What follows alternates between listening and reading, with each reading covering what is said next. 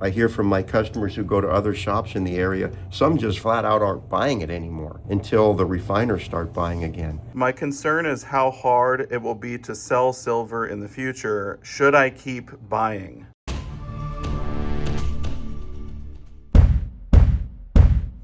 Traditionally, you got your dealer, your custodian, your depository. The reason why ours is so good, first of all, we're two of those three parties, right? We are the depository, we're the retailer. The only thing we're not is the custodian. We don't get any negative experience from the customer because of how fast things are going. Who you pick is incredibly important. SD Bullion, we're different. All right, I'm here once again with Harry. Good to see you. Good to see you, Silver Dragons. And Brandon as well. We do have some questions that our viewers submitted. Okay. So they're kind of all over the place, but I'm really interested to hear your answers. All right. And the first is, what is the difference between bid and ask prices? That's a tough question. My understanding is in the paper market, between the big boys on the big paper trades, the 10,000 ounce contracts, someone puts out an ask price, I'm selling it, and I'm a buyer and I put out a bid price, and then they negotiate a settlement. So the app we're using now doesn't even show the bid and ask because it's really, especially on silver, it's usually a 10-cent difference. It doesn't really matter. And so I would say that on big paper contracts, it's a point of the starting point, if you will, of negotiation, but in a coin shop, one number is probably just as handy. So probably people should be more concerned with the spot price. The spot price is where we're all starting our pricing from. And typically it's not a bid or an ask, it's a unique thing. It is, and here's the thing too, your comment section is very, very interesting to me. I read them and I enjoy them. For the most part, someone will give a 2-paragraph explanation of what it really is, and then I'll know better how to answer that question.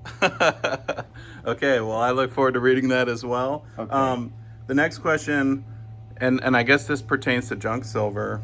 On SHTF scenario, who sets the price? Well, we just talked about a negotiation between bid and ask, and I think if it all hits the fan, everything's going to be a negotiation. How much is the can of beans? Is it a silver dime or is it a silver quarter? Well, that might depend on how hungry you are. Therefore, I think on a microscopic level, it's going to be the same as the bid and ask in that it's going to be the start of a negotiation. What do you think, Brandon? If someone has junk silver and they're trying to trade for goods, is it going to be the seller who is requesting a certain amount of silver, or do they kind of come to an agreement? Probably come to an agreement based on, it's kind of an unknown thing, right? So we don't really know how that's going to be handled until it happens. So there's going to be a determination of what can buy what at that time. And I think supply and demand of what's available at that time is going to determine too, like how much things cost. It's like there's like only so much that the seller has of some food items, but they have some other survival items that they have a lot of. That's going to be maybe less costly than the food items. It's like when we used to talk about OPEC and say let them eat their oil because we were trading food for oil. And honestly, if you have a lot of silver but everyone's hungry, I think the guy with the food's going to be maybe holding the cards. Now we're going to get some real wisdom joining us here. All right, we got Bill coming in. Well, let's ask you the next question. In the unlikely event that metals become illegal to own, aren't you better off owning coins, I suppose, over bars or something else? I don't see that as a possibility. You're asking the right guy a legal question because he actually he's a lawyer. So therefore, whatever Bill says is going to be the truth. I mean, if the communists take over the government, I think you're going to have bigger problems than where to trade your coins. So why did gold become illegal to own in the past, and why will that not happen again? It was not illegal to own gold, but there were personal limits, and you had to be in certain industries. But it was because gold was the basis of the international monetary system, and they needed to recapitalize the system after a depression. Even if they did want to recapitalize the system, gold does not have sufficient capacity to do that. At its present market value, gold would have to be tens of thousands of dollars an ounce for that to be a possibility. Well, maybe if gold goes up to 50,000, then they could do it, huh? I mean, I guess. The U.S. government's in the gold and silver business big time with the Eagles, both gold and silver, and the Buffaloes. I mean, they're definitely not going to make that illegal to own. Yeah, I think we would see writing on the wall. I think they would stop selling bullion first and all these other things. So, people kind of know something's coming. If you want a worst case scenario of your future, maybe communist China, right? So, but they still silver pandas and gold pandas because it's profitable to do so. Yeah. So, Yeah. That is the worst case scenario, and they're in the gold and silver business. So I guess it doesn't matter.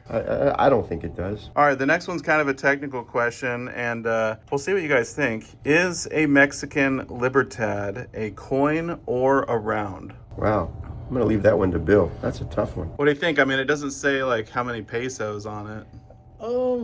yeah, that's true. That's true. I think most people consider it a coin, whether or not it meets the dictionary definition or not. Just simply because it's made by the Bank of Mexico? Yeah, it has a normal coin legend and a date and everything, and I think that most people consider it a coin regardless of, the fine print. Looks like a coin. It's a coin. Okay, I'll take it. Maybe not legally, but yeah. Before I had the shop and I was stacking gold and silver, this is 12, 13 years ago, there was a coin shop locally that's still in business here that I would buy Libertads and Onzas from, and they were selling to me as generic rounds because they didn't think they were coins. At least one of the guys there didn't think so.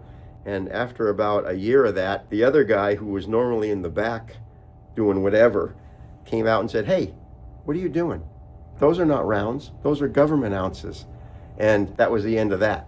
But so I guess it's a matter of opinion. We sell it as a coin, but it was fun buying them as rounds. Yeah, I can imagine. All right, the next question. My concern is how hard it will be to sell silver in the future. Should I keep buying? I would say right now is a little harder time to sell than it has been in the distant past and even recent past. I mean, right now, at least for us, we don't have a place to go with it as we've normally had with the refiners with the excess silver.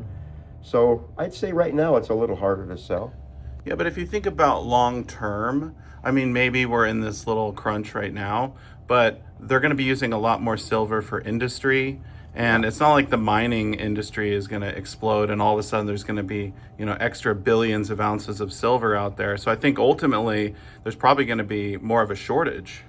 Probably, but just at a practical level for people that are holding silver and buying it on a regular basis, if I can just make a suggestion, if you don't need all the money that's tied up in your silver, maybe in retirement years you want to use it to live on, then you want to sell it to a local shop, perhaps.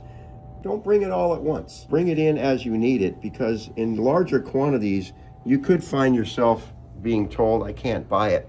Whereas in small quantities, most dealers will buy it all the time. I'll just add to that when you're investing in gold and silver and holding it personally, like, you're taking responsibility for your finances, but you're also taking responsibility for how to dispose of that later. So you have to just make sure you know where you're getting it and where you're going to go with it eventually. No one else is going to help you with that. So have an exit plan. Yeah. All right, the next question I think a lot of people are wondering as well, Harry, is there really a silver shortage looming? What's your opinion? I don't think a real shortage. I mean, we are backed up a couple of weeks on getting buffalo rounds, for instance, but that's hardly a shortage, especially when people are continuing to sell it over the counter. I don't see anything in the real world that would create a true shortage. Yes, demand is growing with batteries and solar panels and electronics, but not to the extent that it's outstripping supply. What about in like London? Aren't they running out of silver in their vaults? That's what I hear. I'm not sure what's going on there. Do you guys have any opinion on that? Yeah, I mean, I think when we look at the 1980 spike, the 2011 spike, and this spike, it's all mostly investment demand driven. If investors stopped buying silver just to put in their own personal safes and vaults, and we just had a flow of metal to the industries that needed it, silver wouldn't be at these levels. So in each rally, you have to have like a theory of mind of the investor, like what are they thinking, what are their concerns, why are they holding the metal, and yeah, there's like a dollar debasement trade, a fear trade. There's a lot going on in the world right now. So it's not the solar panel that has silver at $49, that's for sure. All right, the next question is a technical one. So in the past, you've said $1 face value is 0.715 silver for circulated dimes, but they're saying that they read it was 0.7234 for US dimes. What accounts for that difference? The difference is 0.7234 is the weight as minted, meaning when it's brand new, no wear, no circulation. But the industry standard is for circulated coinage, and the averages do work out quite well, that over time, that 7234 becomes 0.715 in bulk as weighed on a circulated coin. So Yeah. a truly brand new coin, I would agree, it's 0.7234, but when there's circulation on it, there's definitely some wear and loss of metal. But the older the coin is, likely the more circulation. Sure, if I had a $1,000 bag of slick barber quarters and dimes, you would be less than 715. But on average, over time, that number is very, very consistent at 715. Yeah. If you had like an uncirculated roll of 1964 quarters, it would be full weight. But I mean, wholesalers work in $1,000 bags, and it's almost always mixed. So it's sold by the face value, not the weight, so it really doesn't matter that much anyway. Not really. Not at the practical level for the individual. All right, Brandon, we're going to ask you this one. So I know you've done a lot of appraisals here at the shop, and they're asking, does it cost money for them to go through your collection? Oh, no. No, it doesn't. I mean, some shops do charge by the hour, and well, some shops in our area do that. But no, not for us, it doesn't. And I think reputable shops shouldn't charge for that unless it's like massive. So people could bring in their coin collection, their silver stack, and you guys would be able to give them a quote, and that's totally free to do that? Yes. All right, well, that's good to know. And there's a reason behind it, not just out of kindness, but we do try to be friendly here. But we hope that given the price that you've asked for, at some point in time, if you truly are ready to sell, you'd remember that we did this for you and at least include us in the conversation when you're ready to sell. And I would say on a lot of appraisals we do, it comes back. Sometimes that day, sometimes I've had them come back 2 years later, but we do it because often, very often, it does come back. So it is worth the effort. All right, we got a big question here. They're asking, could you do a video on refiners pausing purchase of sterling and 90% and its effect? I could talk about that all morning. What's going on right now is because the price spiked over $50, $52 an ounce, this stuff came out of hiding. Sterling, 90%, any alloyed silver, war nickels, 40% Kennedys, and the refiners that we use are absolutely glutted and backed up for weeks and maybe months of catching up. So they're not currently buying alloyed silver at all. And it's been a problem. It's a problem for cash flow here, and I hear from my customers who go to other shops in the area, some just flat out aren't buying it anymore until the refiners start buying again. And one fear I have is that once they catch up with the glut and get it all melted and refined and start buying again, the stuff that everybody's sitting on is going to flood back in and cause this same thing to happen again. So I'm actually quite concerned with that particular market, the alloyed silver market, being sterling or 90% junk silver. It's currently a problem. Well, what should people do? I mean, what do you think, Bill? If you're sitting on a bunch of sterling silver, should you just hold it? Yeah, you could, or you could find someone like us that we are still buying or finding a way. These things, they go in cycles, and usually when there's an emergency, the most liquid thing gets a premium, and right now that's like eagles and maples and things like that. So that would be something better to be selling it as opposed to 90%. Well, you find a more ready audience at your local coin shop for those things than the alloyed silver. Are you guys still paying at least spot for silver eagles? Yeah, we are.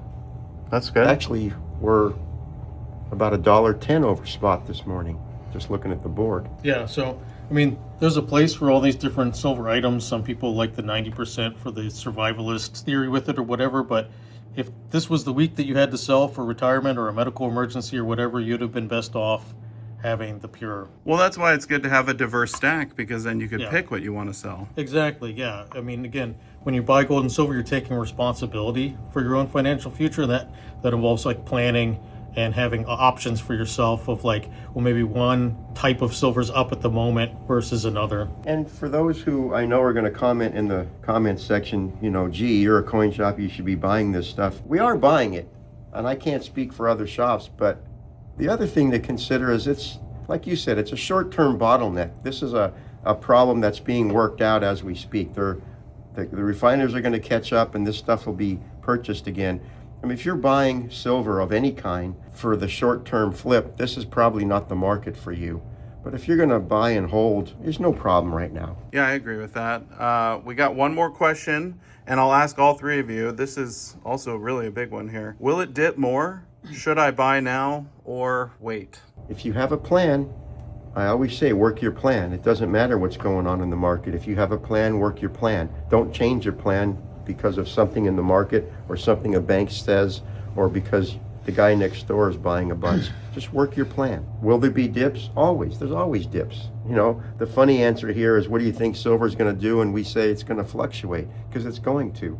But it's fluctuating at a very high level right now. What do you think, Brandon? Is it going to dip more? Should people wait to buy? Well, I have a kind of a gut feeling it's going to go up for a little bit now. But really, though, if you're dollar cost averaging, it really doesn't matter. If you want to buy, just buy. I am going to agree with the dollar cost averaging method if you're buying in bits and pieces over a long period of time. And I don't tend to do that, but a bit of a confession is, like, sometimes, you know, when it's high, I rein in my horns and I don't buy so much. But what I've noticed with myself in the past is when I do that and then it goes way down, now I'm out of the habit of buying every week or every month, and I don't take advantage of the low prices. So, you know, it's probably the same advice a mutual fund guy is going to give you, is to just buy a little bit every month and try not to worry too much about it if you're in it for the long term. Yeah, I agree with that. Dollar cost average. Agreed, yeah. Well, the last thing I'll say is, if people have more comments that they want answered in a future video, leave them below in the comment section and we'll try to get to them. Especially the bid and ask thing. I'm curious what they think. Yeah, we'll see, huh? Okay. Hey, thanks so much, Silver Harry. Dragons. Thanks a lot, Bill. Thanks. Thanks, Brandon. Thank you.